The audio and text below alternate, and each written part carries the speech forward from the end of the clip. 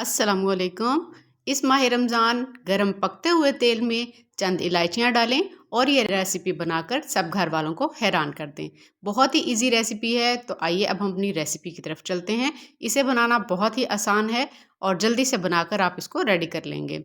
इसके लिए मैंने लिया है ऑयल 1/4 कप।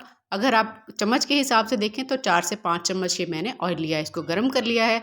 और मैंने यहाँ पे ली हैं 3 से 4 अदद इलायची, जिसको मैंने इस तरह से खोल लिया था। इसको हम ऐड कर देंगे इस गरम तेल में।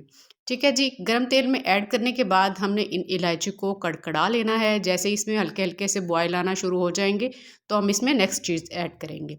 ये मैंने लिए हैं जी 1.5 कप के करीब सवैयाँ, ये मैं इसके अंदर ऐड कर दूंगी और इनको मैं फ्राई करूंगी इतनी देर के इस पर लाइट प्यारा सा कलर आ जाए।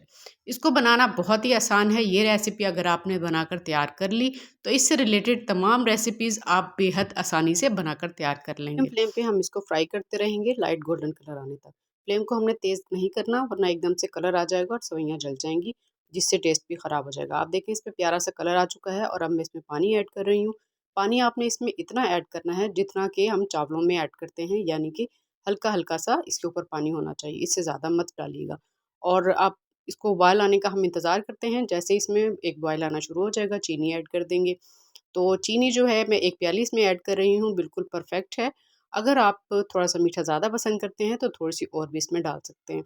कवर करके अब हम इसको 5 से 6 मिनट के लिए पकाएँगे, ताकि इसका पानी थोड़ा-सा खुश्क हो जाए।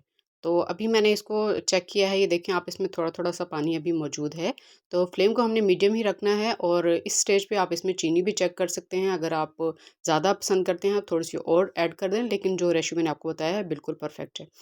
तो जी ये बहुत ही मज़ेदार सेवइयाँ बनती हैं, जैसे कि हम शीर खुरमा बनाते हैं, उसी तरीके से इन सेवइयों का भी अपना ही टेस्ट है, सब इसको बहुत ज़्यादा पसंद करते हैं। तो यहाँ देखिए इसमें पकते हुए पानी काफ़ी हद तक ड्राई हो चुका है, हल्का-हल्का सा जो पानी है, तो हमको उसको भी हम इसी तरीके से पकाएँगे ताकि इसका पानी ख़त्म हो जाए इसके अंदर और ये थोड़ी-सी सॉफ्ट हो जाएँ। कुछ ड्राई फ्रूट मैं इसमें ऐड कर रही हूँ, पिस्ता और बादाम बारीक कट करके मैंने डाले हैं, आपको जो पसंद हो आप वो डालिए। और यहाँ पर मैं इसमें डालने लगी हूँ थोड़ा-सा फूड कलर ऑरेंज। अगर आपको पसंद हो तो आप इसमें ऐड कीजिए, अगर नहीं पसंद तो आप इसको स्किप भी कर सकते हैं।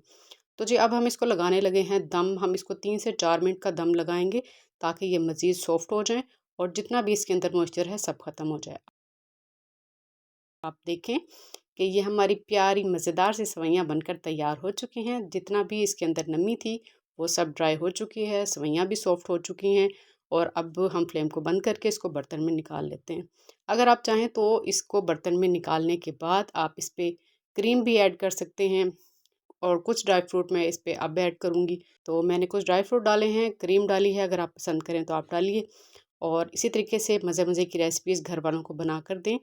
अफ्तारी में भी बनाएँ। अपना बहुत सारा ख़्याल रखें। इजाज़त दें। अल्लाह हाफ़िज़।